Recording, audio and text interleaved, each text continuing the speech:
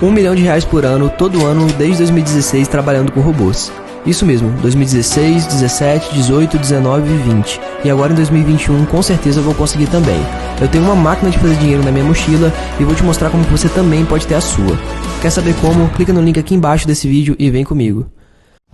Opa galera, eu me chamo Yuri Ribeiro e falo daqui de Minas Gerais. Eu vim aqui te mostrar o meu resultado nos últimos 2 meses.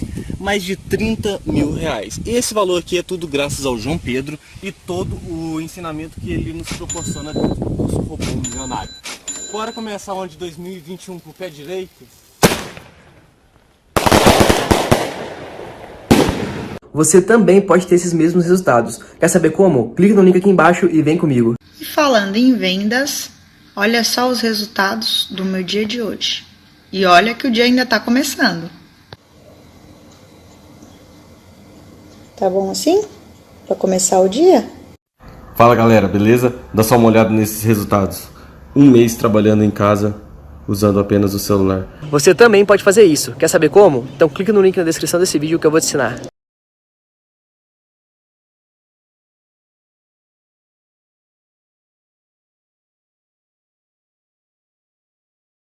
Esse time, especialmente, é um grande desafio. Vocês concordam? O que você acha, Aninha? Eu acho sim, porque é muito grande, né, Rizé? Que você falou aí, são 18 jogos, 14 vitórias. Não é o acaso, né? Eu acho que, tanto que acho que vale lembrar a volta, né? Quando esses times vêm para o Brasil, como eles se comportam quando eles voltam aqui, se é a mesma coisa. Eu acho que é um diferencial, sim, parece clichê, eu achei isso durante muito tempo. Mas não é não, eu acho que é um componente muito importante e os clubes brasileiros ainda eles não entenderam o que fazer. Tem gente que chega lá em cima da hora para jogar, tem que vai antes para se ambientar, mas eu acho que é o diferencial sim, é o 12º jogador, mas não só isso, né? Porque eu acho que vale observar o jogo da volta, né? Como eles se comportam quando jogam no Brasil. E eu falei desse time do Flamengo especificamente porque, já que você não consegue correr como você corre ao nível do mar, você não tem a mesma capacidade pulmonar, física. Esse time do Flamengo joga assim, sufocando o adversário, com posse de bola. E aí quando você vai jogar na altitude, como é que você faz, Pedrinho, se a sua característica é de um jeito onde o local do jogo não te proporciona jogar dessa forma? André, você matou a charada, meu amigo, é isso aí. Eu sou completamente contra algumas posições da Conmebol, FIFA, enfim. Para você ter um bom espetáculo, você não pode interferir em nenhuma de ambas equipes. Nenhuma. Por quê? O gramado tem que estar em perfeitas condições, arrumar um melhor horário para a questão de temperatura. E a questão da altitude, me desculpe, você nivela por baixo e você interfere na dinâmica do jogo. O Flamengo, como você falou, que gosta de sufocar o adversário, trabalha com aquela pressão pós-perda dentro do campo do adversário o tempo inteiro. Como é que ele faz isso? E ele está habituado a isso. Esse é o modelo de jogo do Rogério. Então você vai ter que mudar alguns princípios de jogo que você não tem tempo para treinar, para enfrentar uma equipe e ela está se nivelando por baixo porque você vai jogar na altitude. Então o Flamengo vai ter que criar modelos diferentes para poder enfrentar uma equipe em um jogo. E aí, de repente, é óbvio que ele está liderando o seu grupo, mas ele poderia colocar em risco em uma outra situação a sua classificação numa Libertadores, porque ele vai jogar na altitude. Então, assim, interfere diretamente e isso é muito ruim, André. A gente começa a se poupar. Eu, falando como atleta agora, eu começava a me poupar. Um passe que eu dava para o meu companheiro e eu poderia me apresentar à frente, eu já estava ofegante, eu tocava e ficava parado. Então, eu mexo em toda a estrutura do jogo. E isso, para mim, não é para favorecer A ou B. Mas o campo da LDU, o estádio é na altitude. Me desculpe, deveria ser regra, né? Você jogar ao nível do mar, enfim, para ter igualdade, porque, primeiro, que é desumano, corre o risco até da questão física do atleta. E segundo, que interfere diretamente na parte tática. Eu penso assim para jogos de seleção, para jogos de clube, eu acho muito difícil, porque você teria que excluir boa parte do nosso continente, né? Que tem essa característica de jogos na altitude. No Equador, na Bolívia. A Argentina tem uma cidade a mais de 5 mil metros acima do nível do mar, que é Salta. Imagina se um milionário quiser montar um time em Salta para ir jogar lá, a encrenca que não seria. No caso de seleções, a Conmebol podia fazer isso perfeitamente. Jogos em condições mais igualitárias. Fala, Lino. Varia, né? Tem altitude e altitude, né? Eu acho que essa de 2.800 de Quito talvez não seja aquela impeditiva ainda, aquela de 4.000 de La Paz. Os efeitos começam a partir de 2.500 metros acima do nível do mar. Os efeitos para a competição de alto nível começam a partir de 2.500 metros acima do nível do mar. Quanto mais alto, pior, evidentemente. Essa de Quito acho que ainda não é proibitiva, mas a gente sente, sim. Eu já fui a Quito, já vi colegas sentindo. Tem um lado emocional que precisa ser considerado também, né? Que às vezes tem cara que acaba pesando mais a altitude pelo que ele tem na cabeça do que pelo que está acontecendo ao redor dele, mas tem muito disso, sim. E eu acho até que eu discordo um pouco sobre a questão de o Flamengo não se adaptar ou não ser capaz de se adaptar ao que a altitude possa proporcionar como dificuldade. O Flamengo é um time que joga agrupado, e esse é o segredo. O Flamengo é um time capaz de envolver de forma curta o adversário. O Flamengo não fica indo e voltando para o próprio campo, e é isso que cansa, e esse processo de recuperação rápida de bola do Flamengo é que diferencia o Flamengo nesse aspecto, né? Porque ele consegue recuperar rápido a bola, então o desgaste não é gigantesco de ter que ir e voltar. A bola longa é que atrapalha um pouco. Precisa ter bola segura. Você precisa trocar passes com segurança, não ter pressa de definir jogadas, esperar a defesa sair, se posicionar no campo do adversário, ser um pouco mais cirúrgico nas definições. Honestamente, acho até que o Flamengo é um time mais fácil de se adaptar à altitude que times de bola longa como o Santos, time de velocidade que tem outra característica. Mas ainda não conseguiu fazer isso na prática, Lino. A gente foi buscar o desempenho desse time, né? Desse elenco, de 19 para cá, desde que esse elenco está aí com o Gabriel, com o Bruno Henrique, com a Arrascaeta, Everton Ribeiro. Como é que essa equipe conseguiu enfrentar times que mandavam jogos na altitude? Então, em 19, por exemplo, ainda com o Abel Braga, o Flamengo conseguiu derrotar o San José, na altitude de Oruro, numa altitude de 3.700 metros acima do nível do mar, ganhou por 1-0. Aí, perdeu da LDU por 2-1, ainda era o Abel, inclusive, o técnico nesse jogo. E na Recopa de 2020, empatou com o Independente Del Valle 2-2, já em Quito, 2.734 metros acima do nível do mar. E sofreu em Quito a maior derrota de sua história, com o Domenech Torrent, na Libertadores, né? 5-0 para o Independente Del Valle. Então, é um time que até agora, nos 4 jogos que fez, em diferentes altitudes, é verdade, ainda não conseguiu dar uma resposta à altura da qualidade que tem. E reitero, acho difícil mesmo jogar na altitude, pelas características que esse time do Flamengo tem. Quando ele vai jogar fora, quando ele vai jogar na altitude, essas características ficam diferentes, né? Elas ficam muito diferentes. E até mesmo nessa vitória por 1-0 contra o San José, o Diego Alves fez talvez se não foi a melhor, foi uma das melhores atuações dele com a camisa do Flamengo. Bom, para o jogo de hoje, o Flamengo tem o desafio que é se virar sem o Gerson. E aí a gente está apostando numa escalação com o João Gomes no meio-campo. Quero saber como vocês avaliam esse Flamengo sem o Gerson. Tudo isso é uma aposta, uma apuração nossa. O Diego Alves, o Isla, o Ilharão, uma dúvida na zaga. Gustavo Henrique ou Bruno Viana, Felipe Luiz. João Gomes e Diego, Everton Ribeiro, Arrascaeta, Bruno Henrique e o Gabriel. Essa é uma apuração do GE, é a escalação que o GE aposta para o jogo de hoje. Há outras opções, você pode colocar o Arão no meio-campo, por exemplo, fazendo a dupla com o Diego. Enfim, opções não faltam ao Flamengo, mas eu queria que vocês avaliassem a falta que o Gerson pode fazer para um jogo como o de hoje, Ana. E o Flamengo tem que começar a observar como vai ser a resposta física, né? Nessas maratonas que a gente tem vivido aqui, que não é novidade, mas o Gerson foi já sente, né? Eu acho que perde em tudo, né? A dinâmica do Gerson é muito especial. Primeiro porque ele tem uma responsabilidade defensiva muito grande, né? Sem o Ilharão ali na cabeça de área, ele é o cara que faz esse retorno nas costas dos laterais. Os laterais nem avançam tanto no Flamengo mais, né? Sobe mais um lado do Isla do que o lado do Felipe Luiz. Então ele tem essa dinâmica muito própria ali de defesa. E também quando o Flamengo tá lá em cima, né? Marcando com um bloco alto lá em cima, que é o ponto forte do time, é ele que joga nas costas do Arrascaeta por ali e dá essa mobilidade pro Arrascaeta no time do Flamengo. Então é uma baixa bem significativa. Eu não falaria como se eu fosse Rogério Ceni, mas eu acho que o Ilharão no meio-campo para esse jogo seria importante. Pela bola aérea, por essa dinâmica de controle de jogo, que o Flamengo vai ter mais dificuldade jogando fora de casa, mas vou na apuração dos amigos aí com o João Gomes, mas acho que o Flamengo perde muito no meio-campo, sem a dinâmica do Gerson, e tendo um jogador com a característica do William Arão jogando na zaga, né? Ana, eu tô puxando de memória quando o Flamengo perdeu de 5-0 para o Del Valle em Quito, como a gente tratou a época aqui no Seleção. A gente tratou como uma falta de conhecimento do Domenech Torrent, do futebol sul-americano. Era o primeiro jogo da vida dele na altitude. E o Flamengo foi para cima do Del Valle, porque era assim que o Flamengo sempre jogava.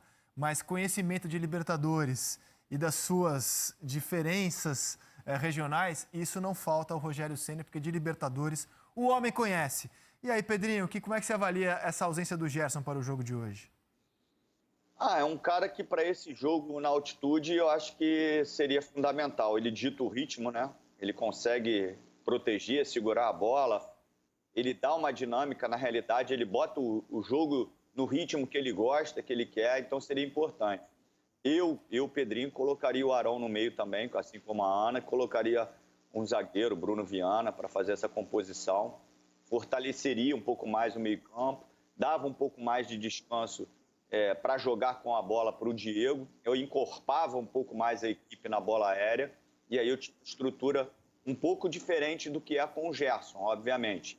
Mas eu me sentiria mais seguro justamente pela questão física, André. Por isso que eu falo, hoje o Rogério ele não pode pensar no seu modelo, ele tem que pensar especificamente na questão física, porque interfere.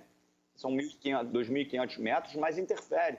A questão de você pressionar e recuperar a bola, isso você faz ao nível do mar, com tranquilidade. Você fazer isso o jogo todo como o Flamengo faz, ele não vai conseguir. Então você precisa de uma outra estrutura. Então eu dava uns passinhos para frente com o Arão ali para encorpar um pouco mais e botava um zagueiro para fazer uma bola aérea mais forte também. Eu vejo como vocês também, a ausência do Gerson não é nem por uma questão de marcação, é do jogador que segura a bola com a qualidade que ele segura. Ô Lino, a gente debateu isso aqui sábado, estávamos no troca de passes, né? O Flamengo derrotava o Volta Redonda por 3-0, 3 gols do Pedro. E quase sempre, quando o Pedro joga, ele joga bem, e aí vem a eterna discussão, né? Eu saí de licença, entro de férias, volto de férias, a discussão é a mesma no Flamengo. E é uma discussão que o desempenho do Pedro que provoca. Não é a mídia que provoca, é o excelente desempenho do Pedro que sempre provoca.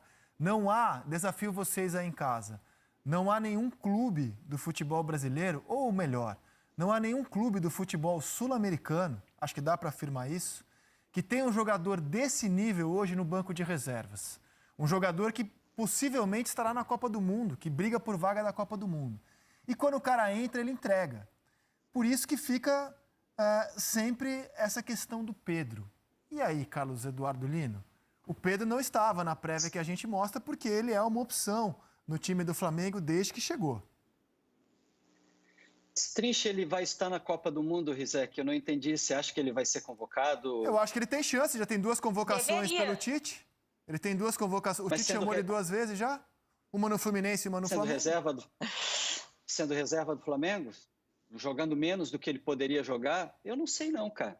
Ele fez uma escolha de carreira, ele queria ir para o Flamengo, foi para o Flamengo, mas a escolha de carreira dele incluía um desafio muito grande, que é tirar o Gabigol do time. O Gabigol é hoje talvez seja... Eu ainda acho o Gabigol o melhor centroavante do futebol brasileiro, o melhor definidor. Acho ele merecidamente titular do Flamengo, se encaixa nessa equipe como ninguém. E duvido que ele e o Pedro, a não ser em situações de jogo, consigam começar partidas e ter sequência. Não serão.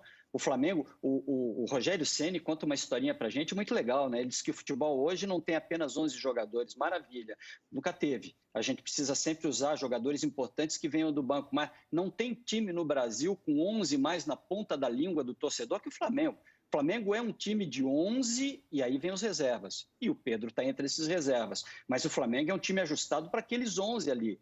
Quando entra algum reserva, ele já muda o time. Olha o que está acontecendo agora com o Gerson. Né? E talvez ele tenha, me permitindo voltar só um pouquinho no assunto, ele tenha que pensar no Arão como zagueiro pela velocidade. Eu tiraria o Gustavo Henrique, eu olharia quem tem mais velocidade e condição física para ficar na zaga e colocaria esses caras. E o Arão é o zagueiro mais rápido que o Flamengo tem hoje, com a melhor primeira bola que ele tem. Não sei se no meio-campo ele colaboraria tanto quanto ele nessa partida pode colaborar como zagueiro. Agora, sobre o Pedro é banco, cara. É a vida dele nesse momento. Eu vou te devolver a discussão, ó. O centroavante titular da seleção brasileira na última Copa do Mundo era o Pedro do Manchester City. Gabriel Jesus não era titular. Titular era o Agüero. Aliás, ele nunca foi titular do Manchester City. Mas e aí... é figurinha constante nas convocações do Tite. Mas aí o Guardiola não está contando mentira nenhuma pra gente. Ele realmente roda elenco. Né? O Rogério não, ele muda por necessidade. O Rogério tem 11 e vai usar o 12, 13, 14 por circunstância. Ó, e hoje o Gabriel Jesus já não enfrentou o Tottenham, foi banco contra o Tottenham na final da Liga Inglesa. Não jogou... Mas ele tá jogando sem centroavante. Eu sei. Tá jogando com o Foden se movimentando ali. Não vai jogar nem ele nem o Agüero. Então, mas isso que eu tô dizendo, ele não é o titular do City, é jogador hoje da seleção brasileira. O Pedrinho levantou a mão e já passa a bola para Ana Thaís Matos sobre a nossa eterna discussão. Pedro no Flamengo. O Lino já cravou aqui, ó. Pedro é banco, o Lino cravou. Não, eu vou entrar na questão do Pedro, mas eu só tenho um pensamento um pouco diferente do Lino com relação ao Arão. Eu não acho ele o zagueiro mais rápido quando ele joga nessa função. Eu acho que o Bruno Viana é mais rápido do que ele. E quando ele teve exposto, que foi naquele jogo, que a gente tem que botar todo o contexto em consideração, né? Temperatura, enfim, que foi contra o Palmeiras, que o Rafael Veiga fez aquele gol. Foi o único momento que eu acho que eu vi o Arão exposto. Ele teve uma atitude, uma ação, como se fosse um volante, né, de sair para dar o bote. Ele não temporizou, ele não negociou o espaço com o Rafael Veiga. E quando ele teve mano a mano, ele tomou um prejuízo que a qualidade técnica do Veiga sobressaiu. A gente já falou sobre a exposição dos zagueiros do Flamengo, desde o Jorge Jesus, que eles potencializam o jogo dos zagueiros porque eles participam muito mais da construção do que o enfrentamento. Então a gente vê poucas deficiências quem joga ali atrás, porque a bola é roubada sempre na frente. E todos os momentos que os caras foram expostos a um confronto, eles tiveram dificuldade. Com relação ao Pedro, dependendo do modelo de jogo, dá para jogar os dois. O problema é que está todo mundo bem, tirando, acho que o Everton Ribeiro, que não vive o seu melhor momento. Então, para você desencaixar ali, tirar alguém e botar o Pedro, acho que fica difícil. Mas, por exemplo, o São Paulo tem jogado até com Pablo e Luciano, porque ele faz um jogo de posição e é até mais fácil para você isso alcançar a profundidade, que é um dos princípios do jogo de posição. É difícil para o treinador. Eu acho que o treinador às vezes fala algumas coisas assim, eu gosto de ter esse problema. Não gosta não, meu amigo, porque o cara começa a te dar uma resposta dentro do campo e ele não joga. Se ele não for um cara muito íntegro assim, ele começa a ficar bicudo e isso é ruim.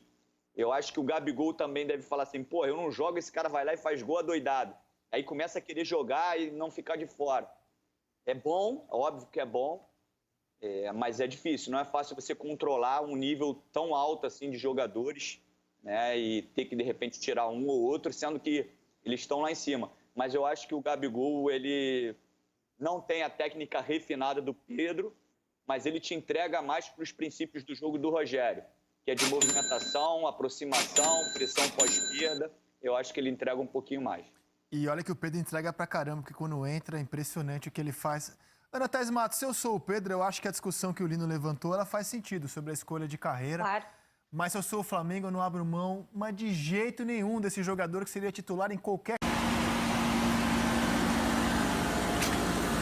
Pessoal, olha só, o mês nem acabou ainda e dá uma olhada nos meus resultados. Mais de 100 mil reais em vendas utilizando robôs que vendem pra mim quase no piloto automático. Se você quer saber como que eu faço isso, clica no link aqui embaixo e vem comigo que eu vou te mostrar o meu método 100% testado e 100% comprovado que eu uso para fazer vendas todos os dias pela internet usando robôs.